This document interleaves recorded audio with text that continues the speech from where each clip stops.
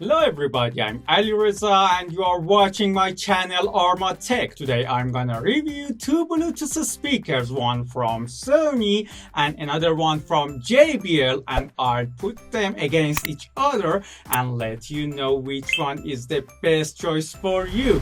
The JBL's candidate is Charge 5, which is one of the most popular Bluetooth speakers ever made by JBL. And on the other hand, we have its rival from Sony SRS-XB33. First of all, I'll talk about their specifications and see which one beats another one in terms of specification. Let's get started.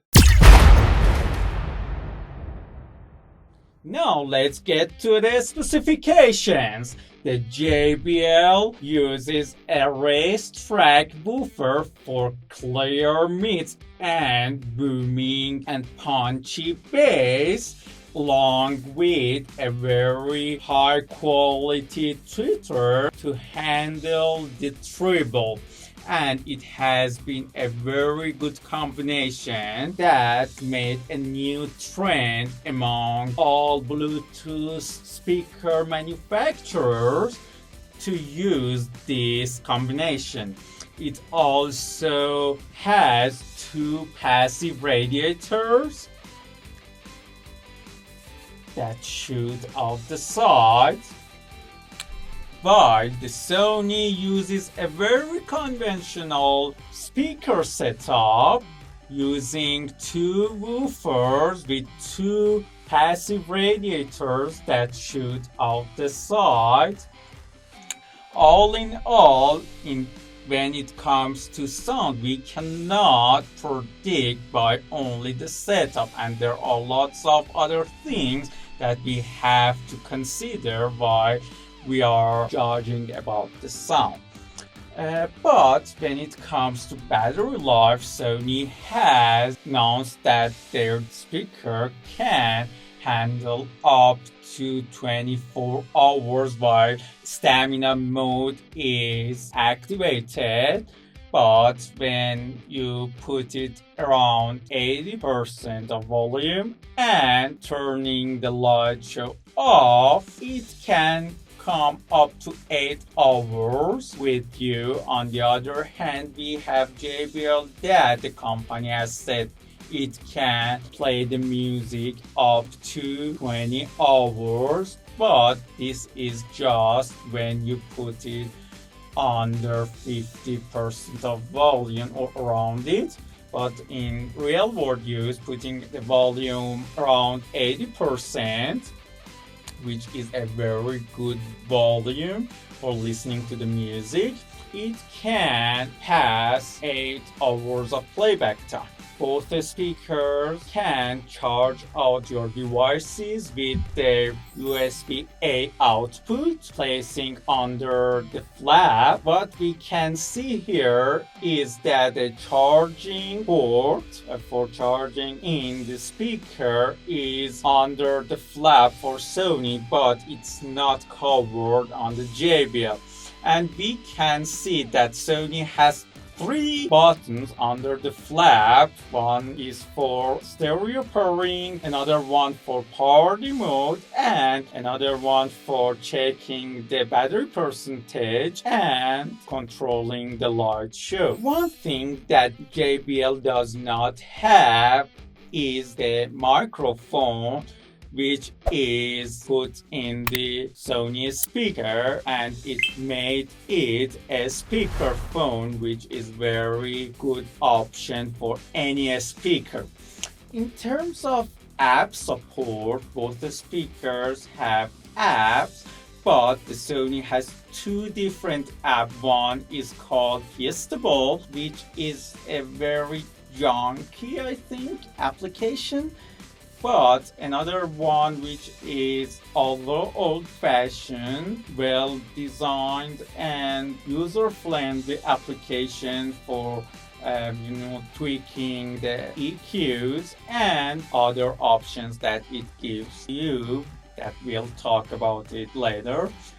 And on the other hand, we have JBL Portable that you can use to change the equalizers of this speaker and pairing it to other speakers and checking other things and updating the firmware of this speaker. One thing that I have to mention about the battery indicator of the JBL is placed here under the JBL logo, which is, I think, much better design compared to Sony, which you have to press a button or check the battery percentage on the app. However, it's not a very deal-breaking thing that you can decide on it. When it comes to connectivity, both the speakers are just Bluetooth connected speakers and cannot be connected via wire connection, but the JBL uses Bluetooth 5.1 while Sony uses Bluetooth 5, but the Sony has 3 different codecs. One of them is LDAC, which is developed by Sony itself as a high-res codec that can offer hi-fi-like sound, AAC and SBC, but JBL has only SBC codec as connection protocol. When it comes to pairing these speakers with other speakers, both can be connected to other speakers that support their protocol up to 100 pieces, but Sony can be connected to large party speakers of Sony, while JBL can be connected only to portable speaker series of JBL like Extreme, Charge Flip and Boom boxes, which I think is a win for Sony. Sony also offers an NFC chip that can help you to connect to it much easier. Now, let's talk about the app and then we'll go to the sound sample and checking the sound of each speaker. Let's get started.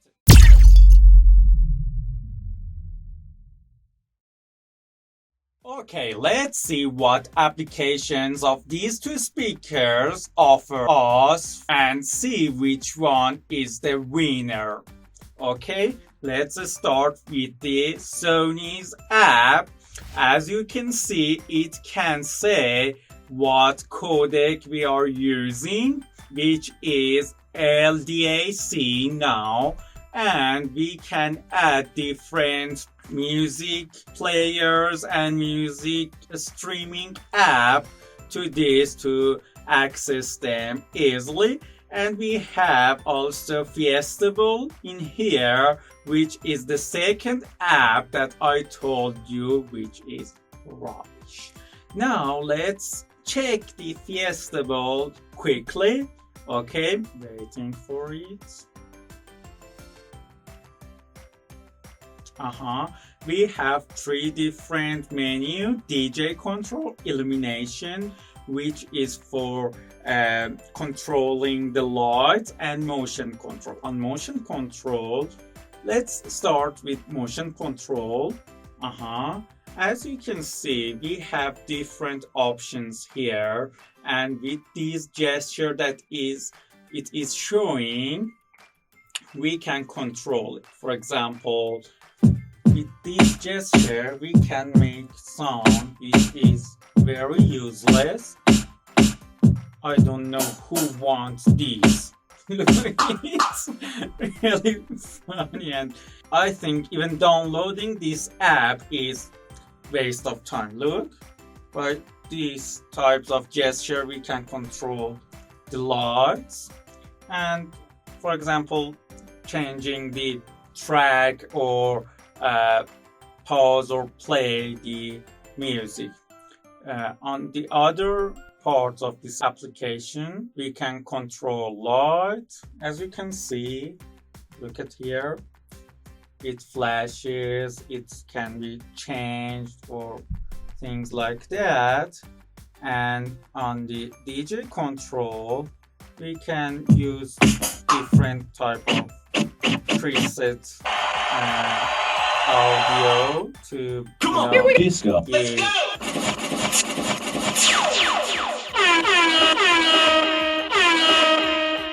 give our music another option. And we have isolator, notch, noise, and jet, which are not recommended.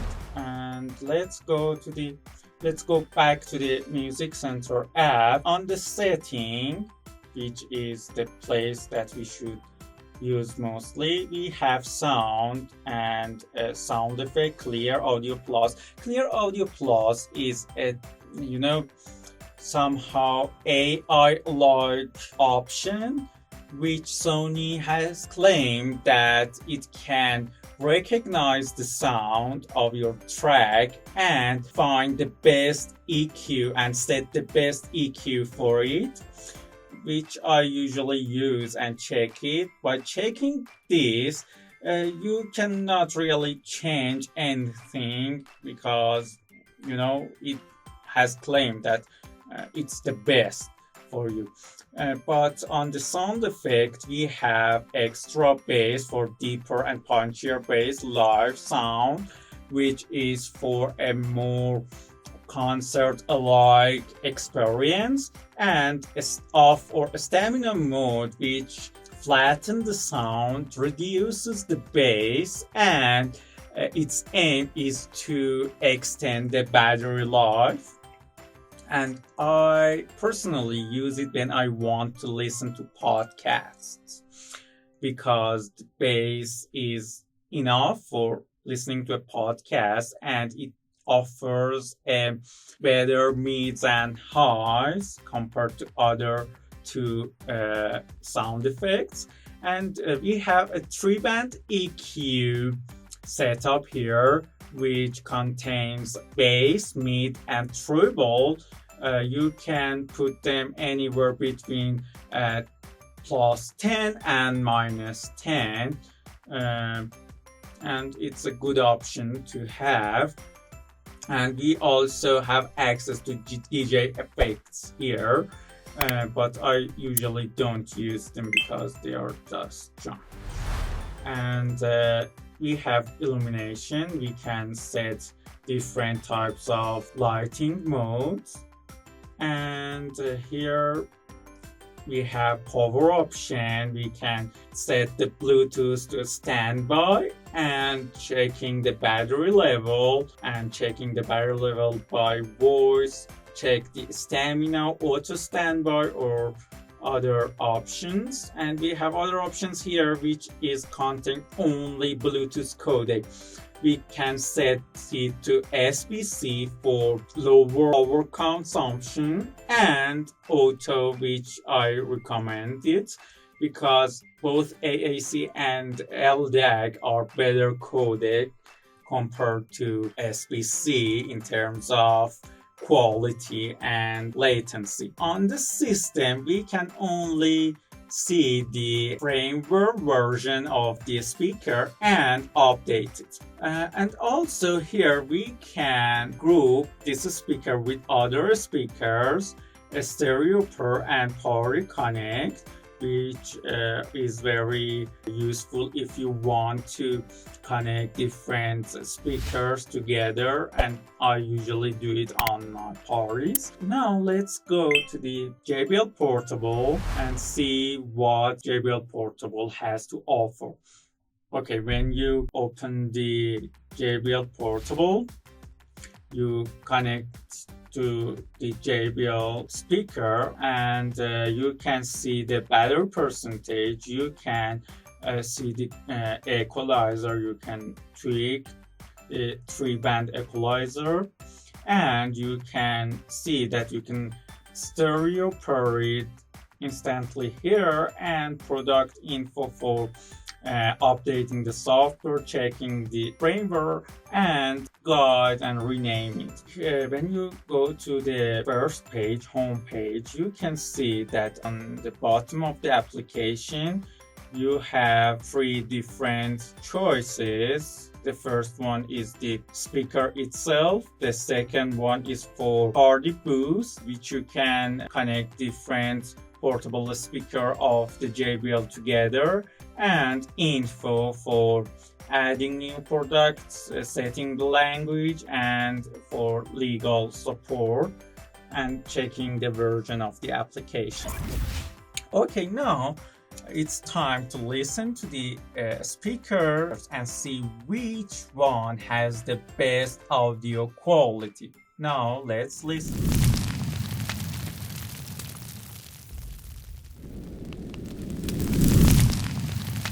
Finally, we reached the best part of this video, and now we can check which speaker has the best sound quality by playing the sound on each one and comparing them together. First, I'll check the JBL Charge 5 and put the volume around 80%, and the equalizer is the stock EQ of JBL Charge 5, and then I'll increase the sound from 80% to 100% to see how it performs at full blast. Okay, let's listen to it. Powerful bass. Good to me.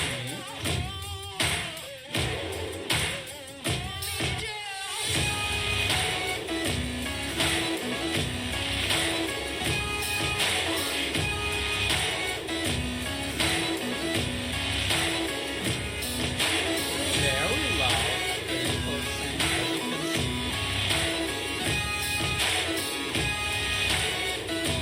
Around 80 decibels.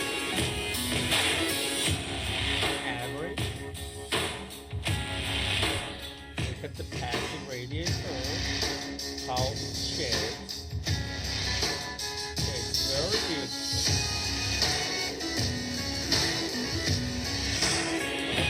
Okay, now let's increase the volume up to 100%. Really good sound.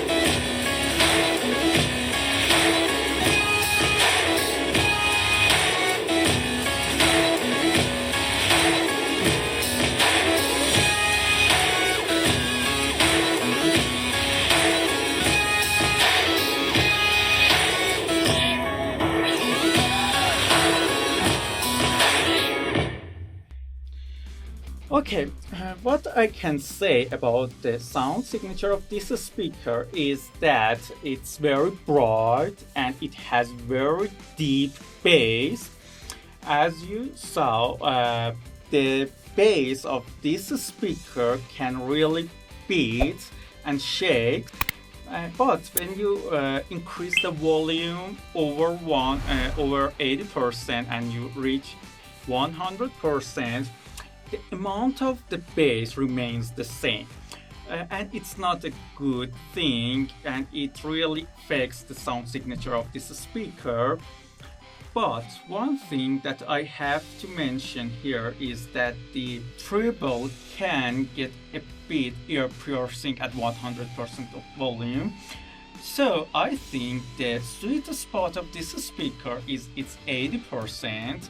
So I don't recommend the volume over 90% because it can really hurt your ears because of very bright sound signature that it has at full blast. But all in all, it's a great speaker. It's a very loud speaker for its size, and I think it's a very good choice for outdoor. Now let's see how Sony stacks up against a JBL. Let's connect Sony. I put it on extra bass mode and I'll check the clear audio plus, and I put it around 80%. And now let's listen to it.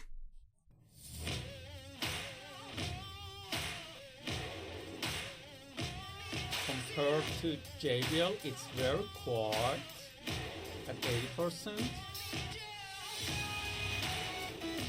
But it has cooler sound signature, and you can hear that it's a stereo, the JBL was mono.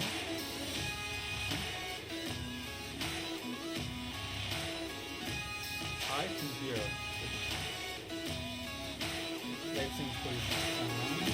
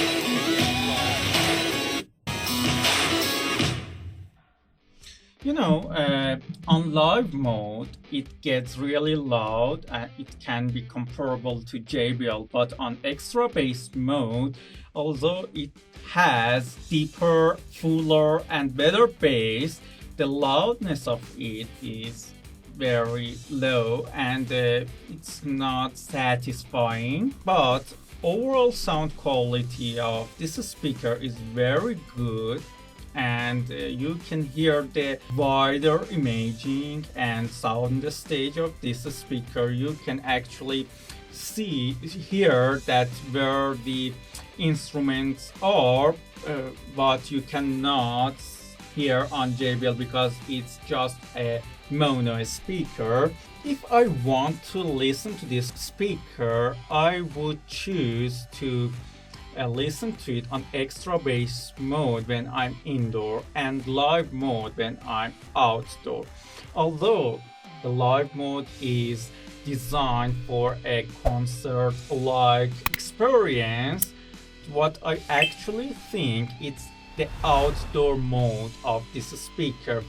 However, I really feel that I'm in a concert when I put it on live mode, but because of the loudness, better treble and better mids, I prefer to use it outdoor. Now let's see which one is the best choice for you.